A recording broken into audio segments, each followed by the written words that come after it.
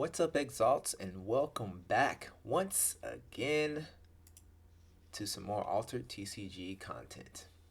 It's Malmo, and today I got a little bit of a different video for you guys today. Instead of doing like a deck profile, which I will get back to doing those, I'll get back to producing more content regularly here soon. Just between the holidays and a couple other tournaments and other things coming up, it just got really busy, including packs. I worked packs, not for altered, but I did have to work packs. So yeah, it's just been busy. But today we got a tier list video.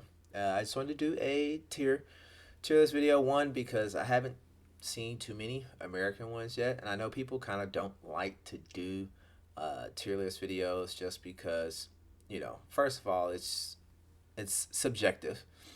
But I do just kind of want to get an idea. Of course, with being a competitive based channel, I am primarily a competitive player. I like to wrap my head around what's good, what may need some work, what's not, just so I get an idea of like when I need to play test or when I'm building decks, what I need to beat. So that's why I think that these are very helpful in constructing and hopefully engaging like a conversation on what's going on. So first, I want to explain the tiers.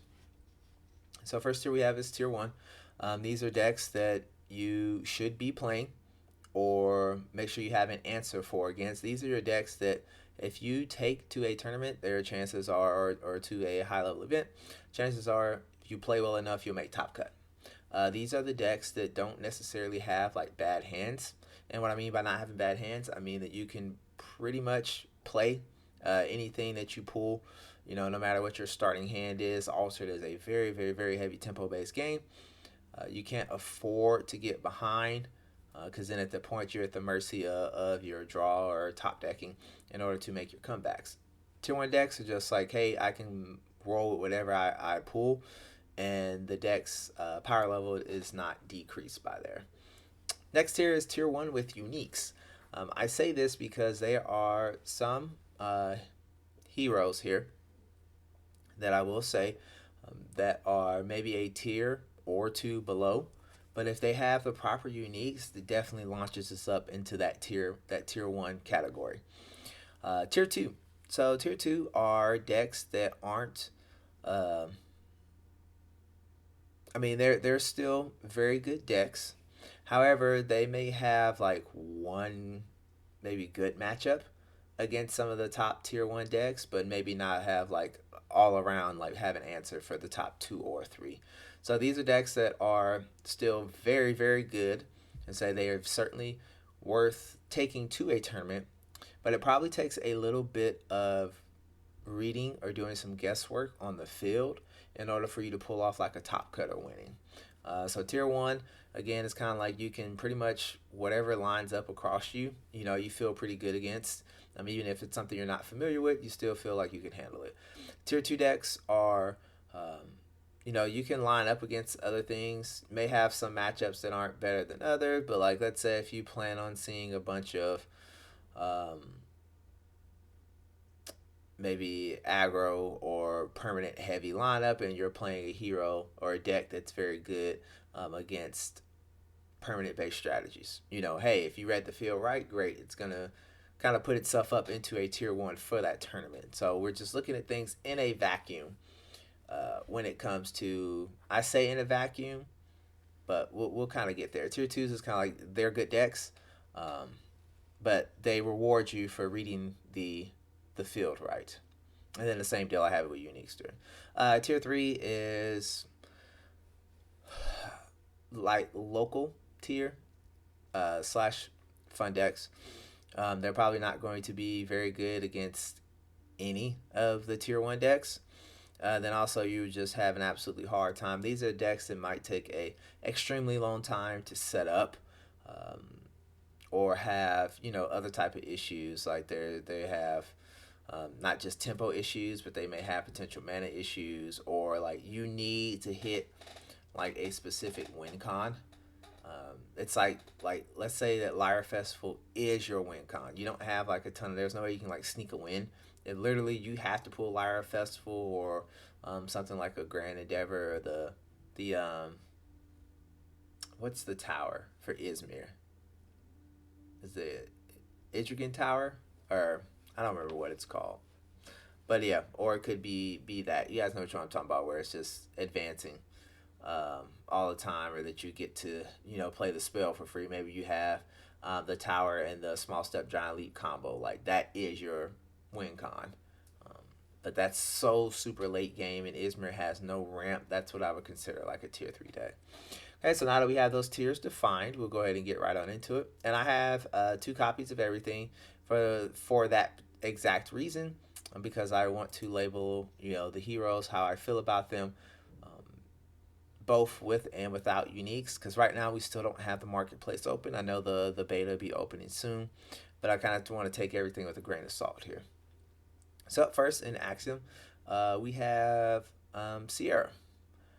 I am going to say that Sierra, in my eyes, is a tier 2 character. Sierra has action economy, which I'll talk about in the next podcast episode. We'll talk about action economy.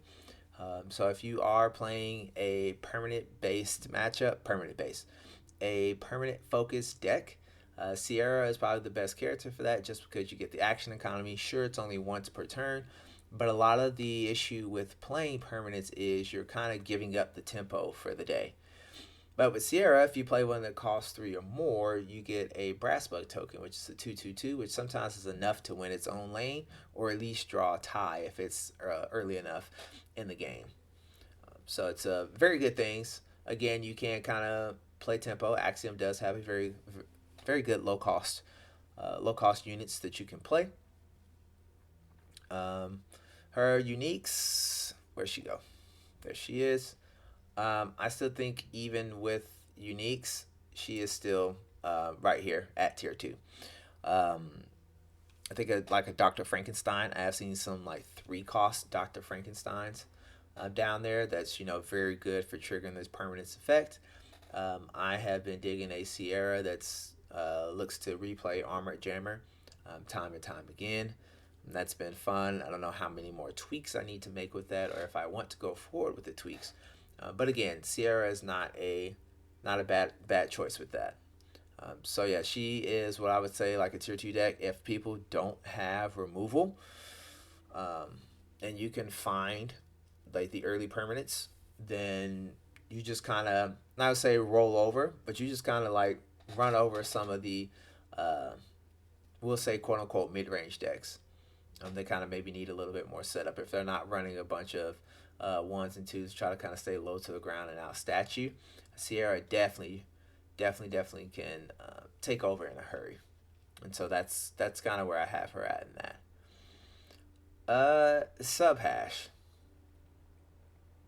Subhash, if it's just depending on commons and rares, I have Subhash at a tier 3.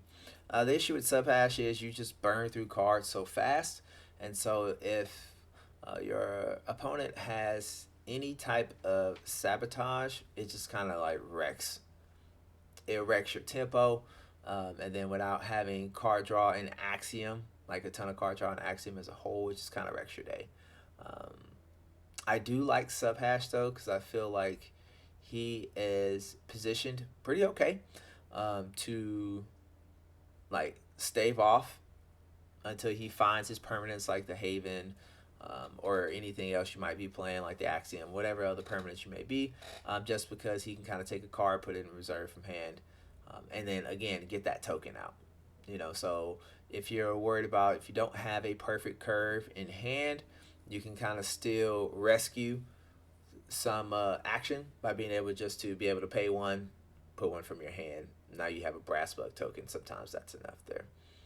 Now Subhash with uniques, I think might be able to hop up here to tier 2 if he has the right uniques. I have played against some Subhashes that have kind of, when I leave from reserve or when I go to reserve, they trigger their certain effects, expedition zones. Those have been, they felt pretty good because they kind of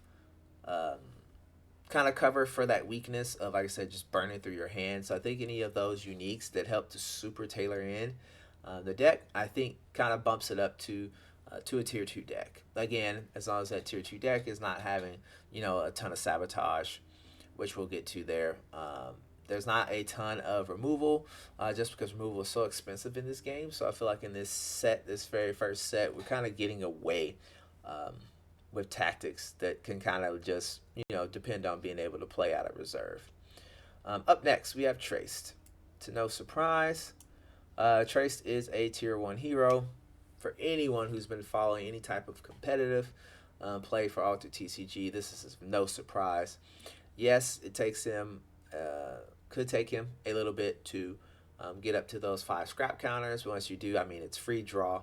You can, if you have cards that you've tailored into your deck for having abilities to pay when I go from hand to reserve, to trigger these effects, you have a way that you can just straight up cantrip it at least once every turn, just by using Trace. Once you get those counters, and then of course once the Haven comes out, then boy, that resupply, you just get the ball rolling even faster. The times that I have beat Trace, it's been because I have ran completely under him, having like a 2 or 3 day, not 2 or 3 day lead, like a 2-zone lead by the time he hits 5 scrap counters, or just straight up being able to end the game before he can hit those scrap counters to really start being able to dig. But boy, is it hard. Is it hard with any other type of deck, or if you just can't find that, like if he can just either tie or continue to win days, it just feels like he just kind of runs away from you. And then where'd the other Trace go? There he is. Same deal. I feel like even with uniques, he still stays up here at the tier 1. The uniques just make it a bit harder. I've seen some people running uniques to kind of shore up that weakness there, just being able to cantrip or play other things to kind of trigger those scrap counters going sooner. I've seen some uniques to kind of shore up, again, the early game, being able to hold their own lanes. He's just a great character. Again, we talk about that action economy. Once you hit those 5 scrap counters, literally just being able to say, hey, I get to draw a card. I get to manipulate my hand, my reserve, by picking what I get to put in there, which means you get to also trigger your effects as well too. Just a tier 1, top-notch deck. And you either, if you're going to a competitive event, you either need to be playing Trace, or when you're playtesting, figure out how's your matchup into Trace. Up next, well, that was the Axium faction. Up next, we have Braavos. Exalts. You're a cool guy. Unfortunately, he's just a tier 3 character. I don't think the way the game is right now and the card pool, I just think it's too slow to be able to do anything. Exalts just does things entirely too slow. Having to start with 5 heroes encounters means that you won't be able to trigger off anything until you start playing 5 costed characters, and then on top of that, you're trying to have enough mana to have the action economy, because once you are able to draw for him, then it gains a counter, and then you're just going to have to keep escalating in order to make it happen. Unfortunately, I hate to say, I don't want to say that characters are bad, but it's rough right now with the current card pool to try to make it Saudi works. Even with uniques, he still just stays down here as a tier 3. He's just a tier 3 hero. Hopefully, maybe Trials by Frost, maybe future sets, the card pool expands. He might be able to be a little bit better. Basira. Basira is an interesting character. I will put Basira as a tier 2. Again, just talking about action economy. I just realized that's what I originally had these for, to see what their rankings are with and without uniques. So let me adjust these, make sure I got my other stuff right. Yeah, you should be down here. Okay, Basira. Yeah, Basira, again, there are quite a few cards in Braavos that you can trigger off Basira with. He's just a very good hero. As we know, boosts are good in this game. Triggering boost upon boost is great, especially when you have an in-faction permanent like Haven. I have seen like 3 or 4 triggers off of one Haven, and then with Basira and then another card's effect. I have seen Basira like definitely take off on stuff. I don't know what the optimal play for Basiras is yet. I've seen Basiras go wide. I've seen them kind of go tall. Um, but again, if you do not have removal, some of these big and tall characters, they just again they'll just run away with the zone. You know, originally they'll start off as 2/2/2s, but very quickly, Basira between boost and maybe any other effects, you're looking at like a 5/5/5, and maybe all he did was play it out of reserve with any of the other effects. With uniques, he's still a tier 2 character. The Basiras that I've played against that had some pretty powerful uniques, I still didn't feel like playing against the Trace and the other tier 1 decks. He's still very susceptible to be ran underneath. Just because with lower mana, you may be able to trigger off one boost, but if you're constantly be able to trade off into the other expedition, eventually you are going to be able to sneak potentially 1 or 2 days where you take both expeditions, and that kind of becomes very hard to come back from. With Basira is what I find. Basira has a rough time coming back from games. So again, but if there's like not a ton of removal, and there's not a heavy presence of tier 1 decks, which I don't understand why there wouldn't be, Basira is definitely, I could see like sneaking in and hitting a top cut. You probably could top cut with Basira. I don't see Basira like winning it all though. Up next, we have Kojo. Kojo is a very good character. It's one of my personal favorites right now. Being able to, when you're player 1, so having off turn, asymmetrical is what I like to call it, advantage with Buddha is huge, because just starting off with a 2/2/2 in lane just because kind of helps with what I like to call the tempo. Kojo is what kind of I've been running, trying to just be able to play 3 cards a turn. And usually, you run under people unless, like I said, they have stat boosters, and it takes people to have a lot of answers or being able to have tokens on your own. So characters like Sigismar, the mirror with Kojo, kind of counteracts that. But against a lot of other heroes, you just kind of run under them. Kojo, I like my matchup into Trace with Kojo, just simply because with the benefits of Buddha and just running overstated low cost characters that Braavos sports like Tracers and Pathfinders and things like that, you can very quickly run away with the game. Same deal into like Waru as well too. If Waru doesn't find like the early pieces going early on, you can kind of get a lead before he has an opportunity to get set up. I am going to say with the right uniques, I know tournament data doesn't support this yet, but the right uniques, I think Kojo could be a tier 1 character. Again, just having a free token that's not just a 1/1, but actually, a 2/2/2 means that your opponent has to have an answer for it. Either it has to get rid of it or make sure something is statted over.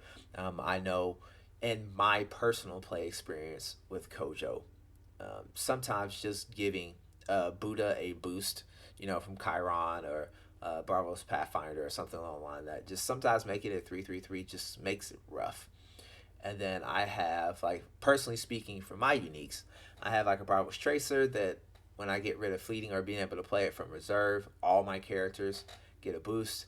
I have somewhere I'm able to resupply with them, and then they still have their stats as well too. And then there's also other ways that you could play Kojo. Kojo's kind of been on the rise, I've seen lately here. You can definitely make a top cut with Kojo.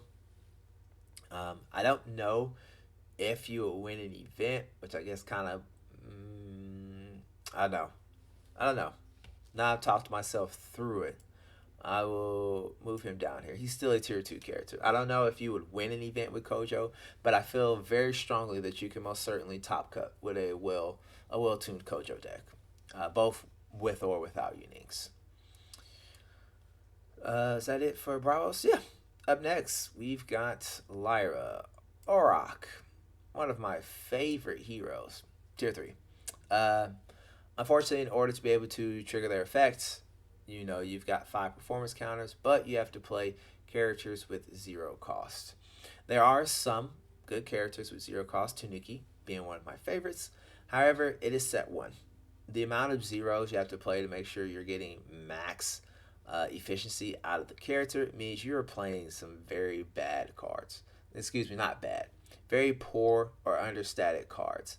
I feel like Orak would be one of those another characters that would get a significant glow up once we have an expanded card pool and you're not forced to play so many bad characters. Or I said that word again, not bad. So many poor static characters with zero stats just to be able in order to trigger the effect.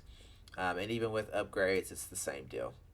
I just don't see somebody might be able to surprise. And don't get me wrong, guys. Tier 3, again, I said tier 3 is just it's not optimized. I wouldn't be surprised if someone made a surprise cut.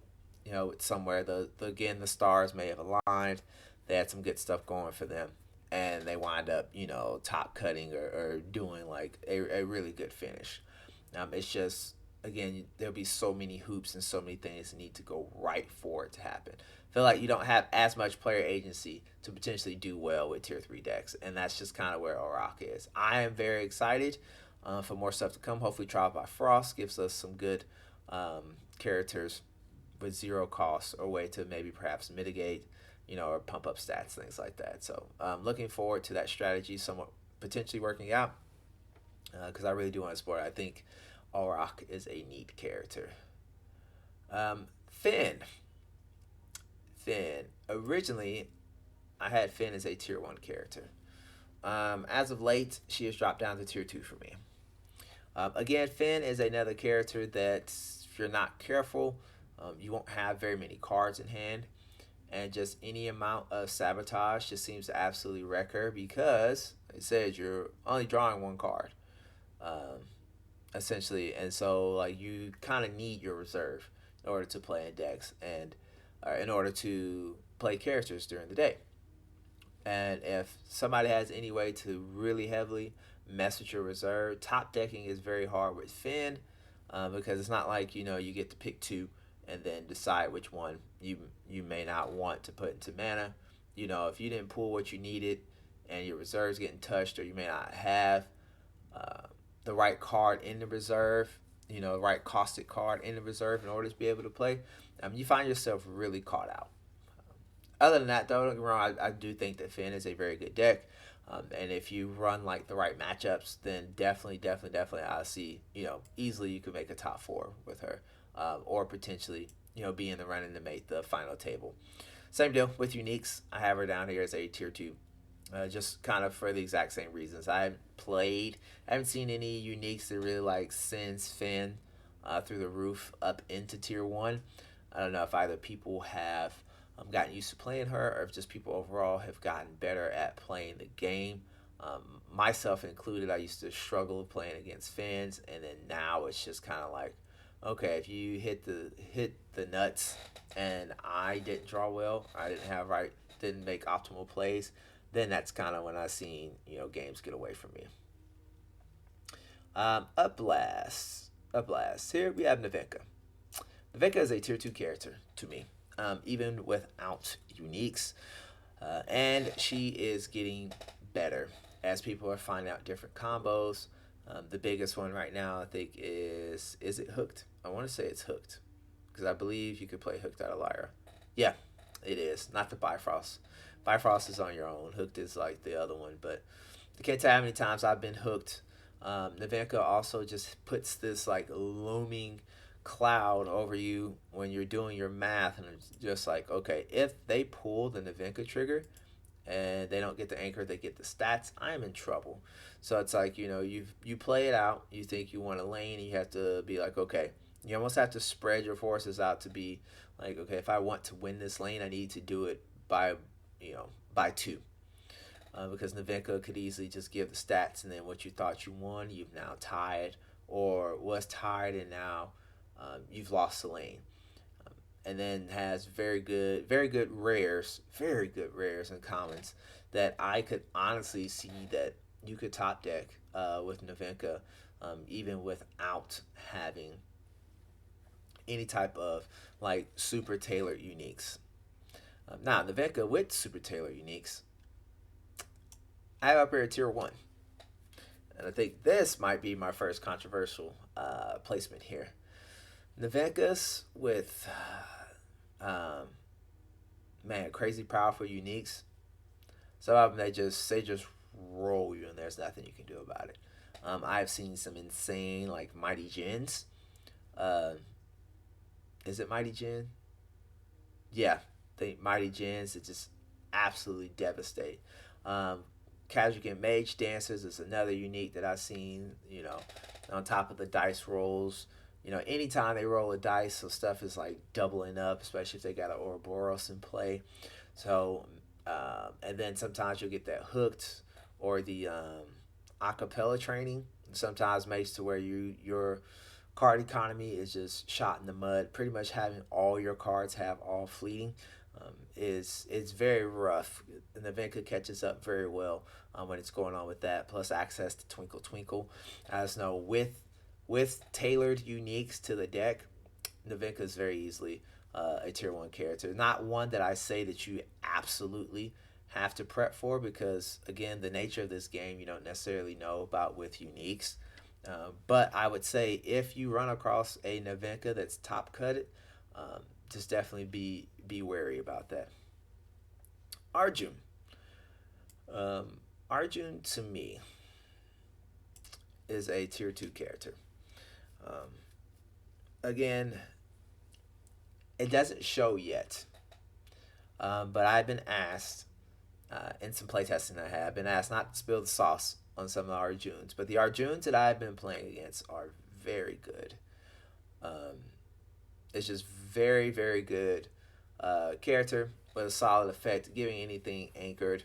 And then, of course, it's kind of in the traced and sub hash kind of feel of getting those cards to your reserve, to being able to trigger effects to pop off and just get more action economy. But even just running Arjun as a tempo deck has also been very good as well too. When you take the tempo and you combine anchored, it just makes it very rough. And if you don't have sabotage or a way to mess with their opponent, Arjun's reserve, you can find yourself just like all of a sudden your board is just overwhelmed. You'll go into a day and sometimes there'll be Arjun to have 2 or 3 units, between their expeditions, 2 or 3 units all together, and the day hasn't even started yet, and you're just wondering like what's going on, what happened. However, he stays at a tier 2 with uniques. Again, he's just a solid character that I don't think is showing up, not because he's not good, just because he hasn't been experimented with and played with enough. But again, that probably will be coming to light soon enough. Like I said, I just have been asked not to share the sauce. So, and I will honor that. Ren. Ren is another very solid tier 2 character. If there was some other way, and there's a reason why it's balanced, if there was some other way that you could consistently trigger her ability, her hero effect, I think she would probably be up near the tier 1. But because it's restricted to forests, I believe that's like 3 or 4 zones where it won't do anything. But she is still a very good tempo character. Muna as a faction as a whole is very good at running tempo. And then you can slap in even the Lyre Festival ones. I think are just fine on their own as well. Again, though, she kind of suffers from if she doesn't find like good early stuff early. Good early stuff early. If she doesn't find the good stuff early, you can kind of run away from her. The game gets away from you in the early game. And then there's not a ton that you can do about it. Sometimes this is also probably, I would say, the first character that sucks if you wind up, depending on how the tumult cards wind up being. Sometimes that can be a detriment as well too, or you just have to work really hard. And at that point, if the tumult cards don't go right for you, then you're hoping that you draw the right kind of card combinations in hand in order to try to get things going. So again, it's just a few other factors, but yeah, man, she can get stuff going. Very good character, tier 2 in my eyes. I wouldn't definitely be surprised. Tell me a Ren like snuck into the top cut. I would believe it. Up next, everybody's favorite, Tasia. Tasia, I also have as a tier 2 character as well. As you guys can see, I don't have very much between tier 3 and tier 1. I feel like a good game is going to have probably a good portion of its characters kind of in the middle of the road, and then it will come between pilot's ability or the player's ability, and then also the player's ability to play the deck, and then also how well the deck is built. So I think that's one thing that's probably been nailed pretty well within the first set of Altered here. I don't feel like there's a ton of bad characters, and the ones that I feel that aren't very good, I feel that they aren't very good because the card pool is just not quite there to support them yet. And then the ones that are very good, you know, they don't feel like what was called in like Yu-Gi-Oh or Magic is like tier 0. Tier 0 decks are typically like something that eventually winds up being banned, which Waru was a tier 0 deck with pre-errated Robin Hood. Sometimes it just felt like a non-zero game. You felt like you had a shot trying to play into him, but even then it was already like a good deck, and then Robin Hood slapped down, and it just felt like there was just no coming back from there. Thankfully, with the errata Robin Hood, that was the only tier 0 deck I ever felt that we had in this game, and it no longer exists. So, but back to Tasia. Tasia's very good. Again, action economy, except there's no regulations other than just the first card that you play. All you have to do is strategize which cards you play first in your turn, and then you just automatically get a boost from there. Like I said, you can trigger all your boosts from the anchoring that the Muna faction likes to do. With uniques, I also have Tasia as a tier 1 character. I have seen some absolutely busted unique Muna caregivers, some Sneezer Shrooms, some Kodamas, the stuff that just like stacks on stacks between anchors, and boost and cost reduction and the whole nine. It's just, man, Tasia, the only scary Hydrocenas, or the only Hydrocenas I've had a hard time dealing with, have been ran by Tasias. Not just because, not to say the card is bad. I mean, the card is very good, but Hydrocenas with Tasia, they just seem so hard to deal with. It's not just that, but also, like I said, a well-tuned uniques, and that is the beauty about Altered. Again, they may take a character here from tier 2, like for example, Navenka and Tasia here, and just completely elevates them to another level. And I just feel like Tasia, you have to have an answer for Tasia, regardless of whether you thought she's a tier 1 character or not. Tasia is the most played character in the Muna faction. It's probably the most played character, period. I don't know how well people keep his stats tracked, but I know it seems like in every event that I find on 39cards.com, Tasia is almost always the most represented character. But yeah, again, I played against some that have some well-tuned unique decks already good. Well-tuned uniques just kind of put it over the top. And that wraps up Muna. We're on the Ortis. Ortis. Gorang. It hurts my heart to put Gorang and Toxin at tier 3. However, there's a caveat with this. Gorang is more in tier 3 for me just because I don't know how much exploration's been done with Gorang. I've been experimenting with Gorang. I think I may have found something that works with Grand Endeavor and the rare monolith that gives boost to non-token characters.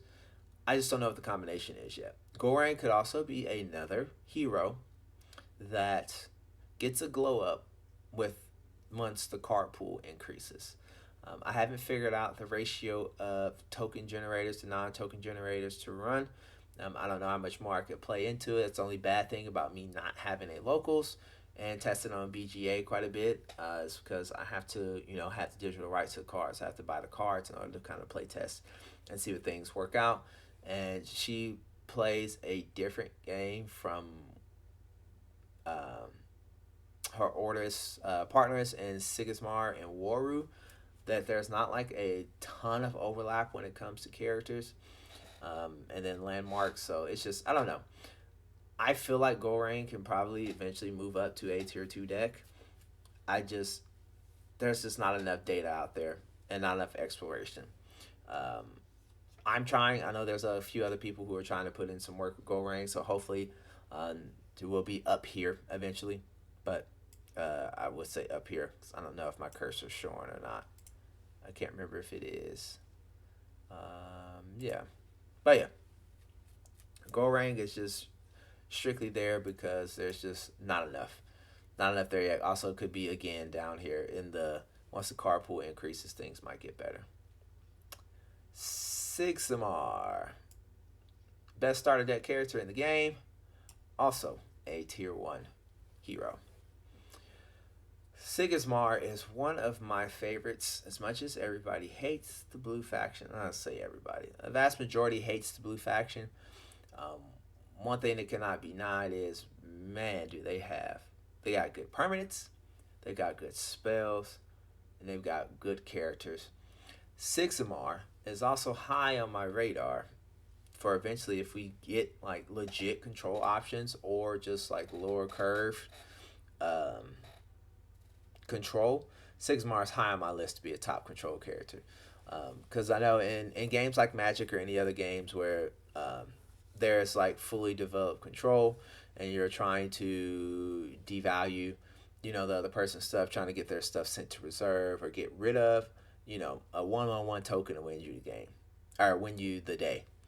And with having one just auto-generated just for playing the game, we would absolutely go massive towards a control deck, play style of constantly just, hey, I'm getting rid of your stuff.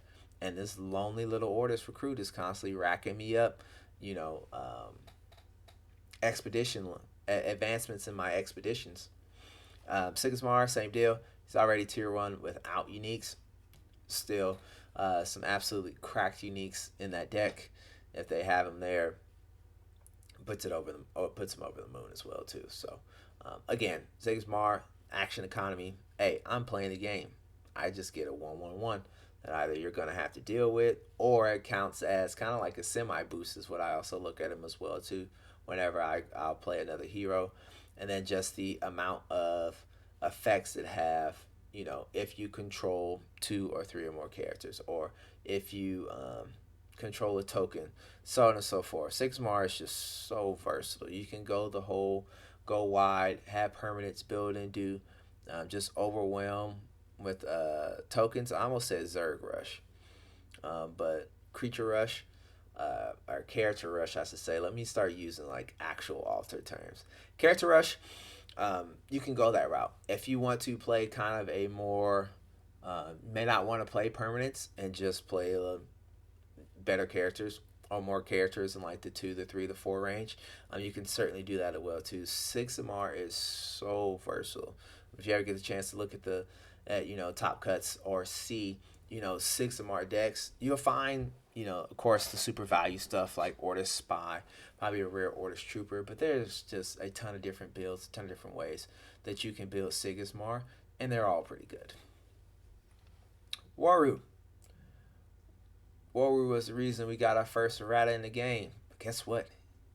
He's still a very good deck. Waru is still very good to take to an event. I got some opportunities to play with Waru, and I have really no good Ortis uniques, and still play extremely good games against well-tuned decks with just my commons and my rares with Waru. The deck is still great, guys. It just went from tier 0 to tier 1 with the Robin Hood nerf. If anything, that opened up more Waru builds for Waru players to experiment on. There's still nothing wrong with the Bureaucrat builds. I think now I've seen like the Bureaucrats after Robin Hood errata. I think it's been like 12 to maybe 15. I think I've seen at the most for the Bureaucrats in there. Other than that, you're just running good stuff. He plays a Bureaucrat. If he wants to, he puts it to sleep. That means you got something in lane for the next turn. So if you're maybe only slightly behind or you're already losing the lane, it just helps you set up for a power turn for the next turn. And then, of course, you already have sleep. Then you can create a recruit. You just talk about super action economy. You can just almost build the Waru deck to kind of take advantage of the economy, the action economy that the deck owns. Very, very, very well. And even with the uniques, like I said, it's not going to drop a spot with that. It stays real heavy with the tier 1s. I mean, it stays real. It stays a tier one deck with uniques because uniques are just going to make it better. That wraps up the Ortis. We've got our last faction here, which is Ismir. Ismir. Um, yeah. Let's talk about this. Aphanis. Aphanis is a very good hero. Aphanis is a very good hero with uniques. I have Aphanis as a tier 3 character. Not because I don't think that he's good, but boy, do you feel it. If you do not have those uniques that are A, low cost, like I'm talking in the one or twos, like Spindle Harvesters, you can probably even get away with Sneezer Shroom that may, if you find one that has that effect. Um, those low costs, return the spells, are being anchored or anything along the lines of that. Uh, if you don't find those, it is absolutely rough. I would say this is probably the biggest drop off of any heroes that I have. Um, in particular, because like I will speak in person, I don't have those uniques. As Aphanis, I have played against other Aphanis players that don't have, that didn't have like really synergistic uniques, and it just felt so underwhelming on both ends of the spectrum of playing against the finest. Usually, there's always that concern or worry, about what's coming through with the action economy. I play a spell. Oh yeah, I've off you go with something from you. I've boosted my own character. The mage dancers would come out. They just get boost on boost on boost. Or the alchemist or anything like that. Like Aphanis can be a very scary deck, but I feel like without uniques, super tailor the deck, it just feels just I don't know, it just feels just run of the mill. Like it just feels like you're really dependent upon, drawing the cards that you need to see in order to play well. However, Aphanis with those Taylor uniques is very easily up here as a tier one character. Being able to constantly cantrip spells as you are freely gaining. We talked about that action economy again. Being able to cantrip spells, constantly pick back up your spells and play them again. Like magical training, and nothing like playing a one cost card. You get to draw a card, you get boost off of it. You play, the Spindle Harvester or whatever card allows you to pick it back up. You get to potentially play it again, get another boost off of it. You could do that for off you go. I don't see too many playing Spycraft, but there's so much stuff. Beauty Sleep. You can put somebody to sleep, pick it up, put them back to sleep again. Or if you're losing a lane, play Beauty Sleep, put your own character to sleep, or boost them up so you have turn. It's so versatile. If you have uniques that just simply allow you to consistently cantrip, because without uniques, I think it's just Flamel, and maybe Hathor.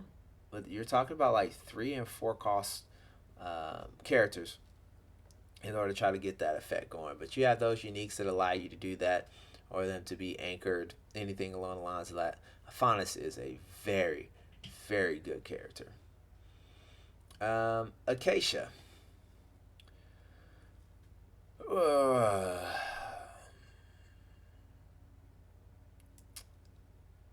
I love Acacia. This is the first character that I probably put in 30 to 40 plus games or more in. Acacia is in a Acacia feels the cost of Ismir spells. I feel the worst. She has a fantastic ability with After You, which I absolutely love. Again, just being able to have more information before you decide to make a decision is great for Acacia. It's great for period in any game, especially here in Altered. It's really good. Unfortunately, the amount of play around you have to do. I know like the most successful like acacias we've had have been zigzag. We call it zigzag acacia. You just play where they aren't. But again, like having After You does no good if I have to play a Kraken's Wrath, and then maybe I might wind up having a one cost, Studious Disciple or whatever it may be. In order to be able to play, I'm still not getting the super action economy just off of to say, hey, go ahead, let me figure out one more play from you. It's a super powerful ability, but it feels so rough when you're not first player and trying to play without it. I really do want Akesha to be great. I think she has a great ability, great character. Again, I'm hoping with Trials by Frost or in future we start getting Ismir spells that cost a little bit less. Um, that either we can get things either boosting or doing some type of card removal, so that way you can get better. Um, yeah, I just have her down here even with uniques as well too, because it does her uniques are not necessarily going to help her get over her problem of things being so expensive in the faction, and she has very little ways of, you know, being able to change that. And then our last hero, uh, another one I've been tinkering quite a bit with, is Lindway. Lindway also is down here in tier 3. Just if you just only had commons or rares to play with Lindway, it'd be very rough. However, I do like that Lindway has an either or option. So if she's first player, creating the Maw token is free.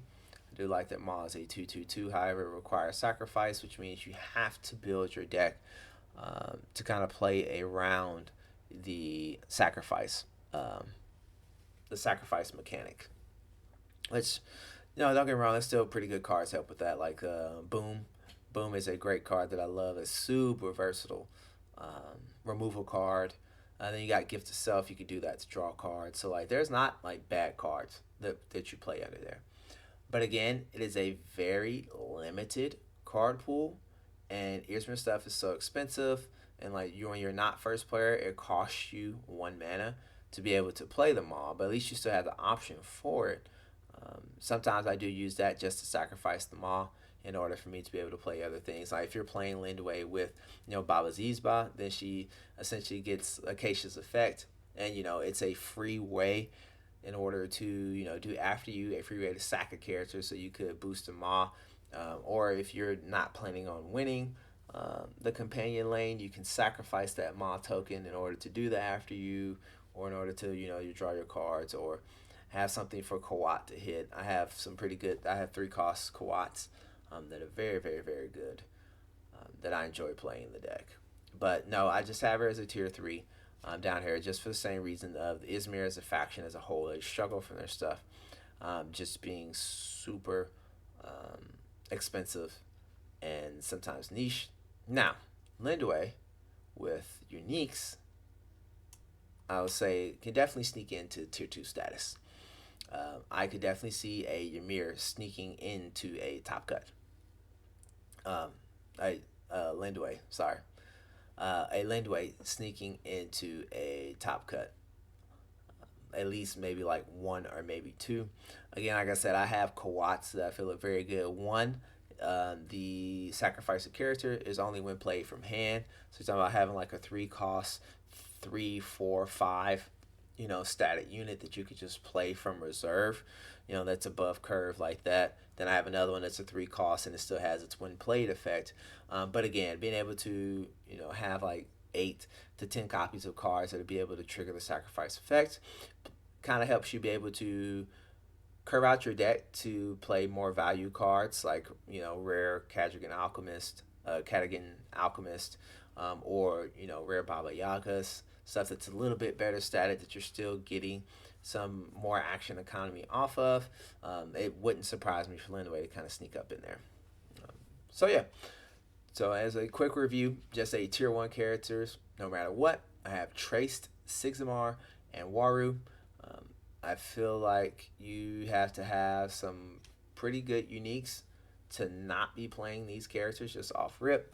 Or if, let's say, you're starting to get into the game and you don't have any uniques available, or you're not able to purchase any uniques, haven't pulled any for these heroes out of your box that works well for you and can't purchase them, these characters you can take build decks out of commons and rares and probably still do well enough in the tournament. These are also characters that I feel like they could just be commons and rares, but you get a strong enough player with them, they would definitely top cut, and potentially maybe even make final table in the deck with no uniques with these characters. That's just how strongly I believe that they are good. So I would say, I think that most probably would agree that when you are playtesting a deck, or you need to run a deck through a gauntlet getting ready for a competitive event, Trace, Sigismar, Waru, if you got a play group or a player that you know play these, definitely get your reps into this deck. I feel like if your deck does not have a solid matchup, if it can at least give you a 50-50 shot against 2 out of these 3 heroes, then you may want to reconsider running that deck. And then with the uniques, again, as I say, the nature of this game, sometimes you may have some characters that elevate themselves off of a tier or 2 because of uniques. Ones with uniques, like I said, that I have here is Navinka, Tasia, and Aphanis. I feel like these heroes, they have really good uniques. They definitely not only top cut, but definitely have the potential to win a tournament. As we drop down here to tier 2, it's Sierra, Basira, Kojo, Finn, Navinka, Arjun, Rin, and then again Tasia. All these characters, like I said, you might be able to sneak in something with just the commons or the rares, but you're definitely going to give I don't see you getting completely blown out just by playing these characters. And most of them maintain their status with tier uniques. The only one really jumping up from tier 3 to tier 2 is Subhash and Lindway, and I kind of explained those reasons there before. I feel like they definitely wouldn't be shocked if I seen like 1 or maybe 2, sneak into a top cut with the right uniques. And then down into tier 3, just need cards that honestly probably just need a bigger card pool. So these I will kind of revisit again once we get Trials by Frost out. Hopefully we'd love to see some of these kind of pop up here.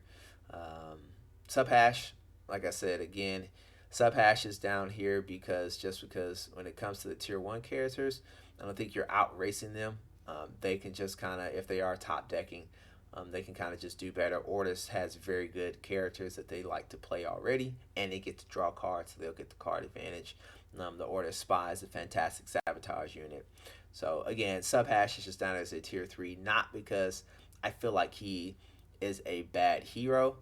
It's just that when you're blowing through your hand, and some of the top decks in the game have way to just kind of out resource and out advantage you, it just kind of puts you in a bad spot to be able to play in. And then the rest of these are primarily, again, I think there's just card pool issues. As the card pool grows, perhaps they will rise up in tiers. So yeah, guys, that's it. Tier lists are kind of like a fun exercise. This is just kind of where I'm at, where I'm thinking at, where the heroes currently stand in the meta. Do you agree? Do you disagree? I would love to hear your comments. Well, read your comments down in the YouTube section. I got delayed on finishing up the Discord. I will get that up and running. I have not forgot about it. I've been doing some playtesting with the playtest group. Like I said, I don't have any more events planned for the year, so it should give me the opportunity to kind of finish things up. I would like to definitely have it launched before the new year starts. So once again, thank you guys for tuning in, and I will catch you all in the next video. Bye-bye.